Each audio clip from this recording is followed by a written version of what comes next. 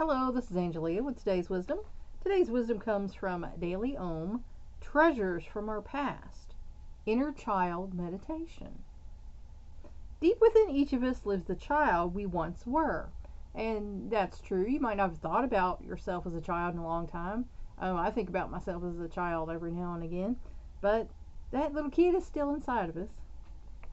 For most of us, our inner child lies hidden beneath the layers that we've put on in order to become adults.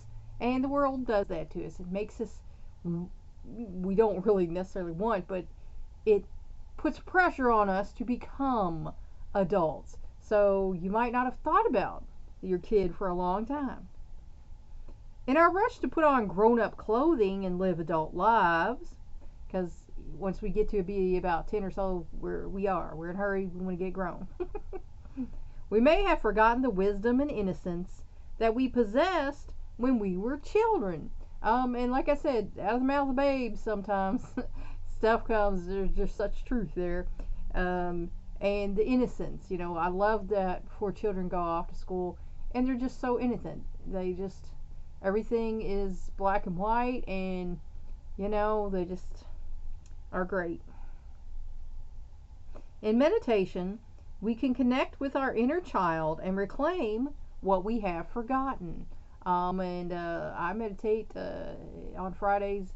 That's my meditation day. And I recommend you have one. Spend 10 to 30 minutes or more, whatever your schedule will allow, meditating. And there's many different ways you can do that. You can Google all the different ways if you want. But,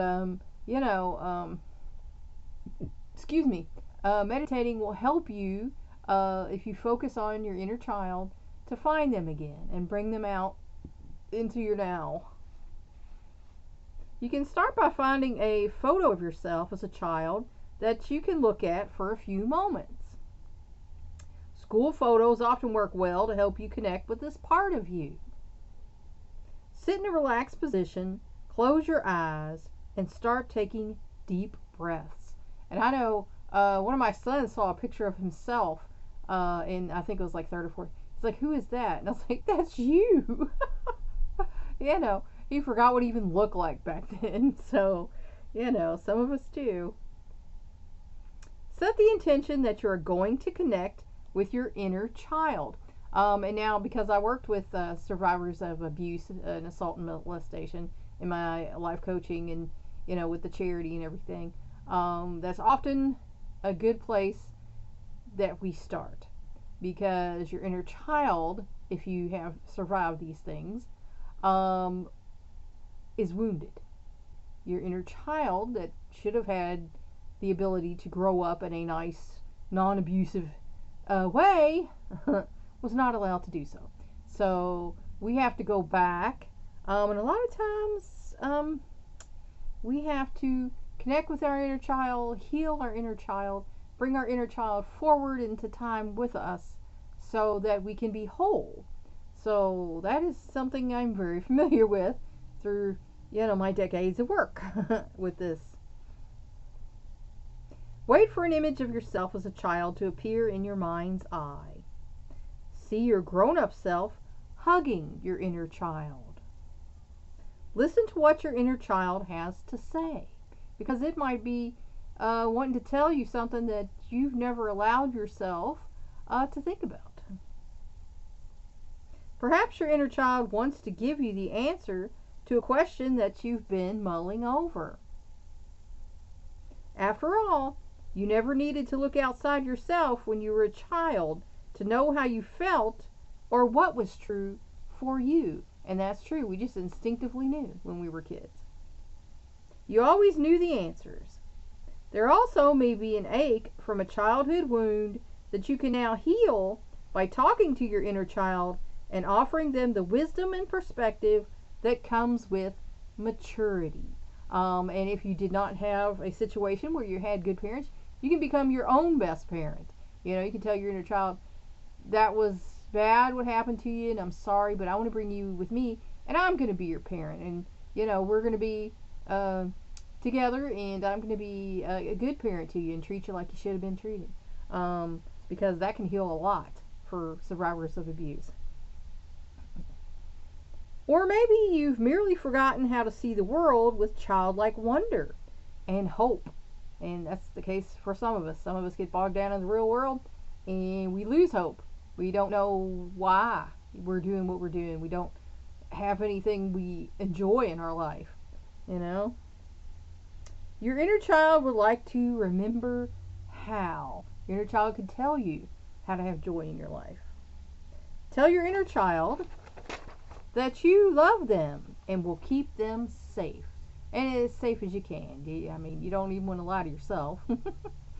Embrace your inner child and tell them that you are always there for them. And you are if you allow yourself to be. Allow your inner child to always be there for you. And some people, feel like it's your gut feeling. That gut feeling you get about stuff. That's your inner child saying, ah. Connecting to your inner child with meditation is a very useful tool. And it can be. And like I said, with survivors of abuse, that's one of the things we did is, connect with our inner child and talk to them and, develop a relationship there so that's part of you that sometimes can keep you stuck can come forward in time with you and you can both, heal each other. But you can also connect with your inner child even when you aren't in meditation.